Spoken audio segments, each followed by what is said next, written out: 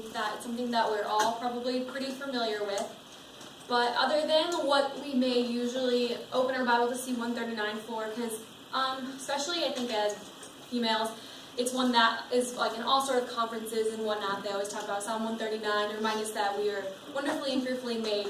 But this summer when I was working at camp, there was before I met my campers, one thing I always tried to do was to pray that I would remember that this is true about my campers as well, that they are made in the image of God, and that's why that we should love them. And as teachers, I think that if we remind ourselves that these words aren't only true about us, but about every single person, that they are children of God and that He loves them so very much, that it will help us to love our students even when they're hard to love. So, O Lord, you have examined my heart and know everything about me.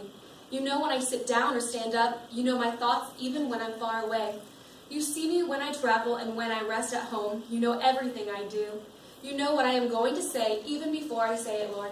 You go before me and follow me. You place your hand of blessing on my head. Such knowledge is too wonderful for me, too great for me to understand. I can never escape from your spirit. I can never get away from your presence. If I go up to heaven, you are there. If I go to the grave, you are there. If I ride the wings of the morning, if I dwell by the farthest ocean, even there your hand will guide me, and your strength will support me. I could ask the darkness to hide me and the light around me to become night, but even in the darkness, I cannot hide from you. To you the night shines as bright as day. Darkness and light are the same to you. You made all the delicate inner parts of my body and knit me together in my mother's womb. Thank you for making me so wonderfully complex. Your workmanship is marvelous. How well I know it. You watched me as I was formed in utter seclusion, as I was woven together in the dark of the womb. You saw me before I was born. Every day of my life was recorded in your book. Every moment was laid out before a single day had passed.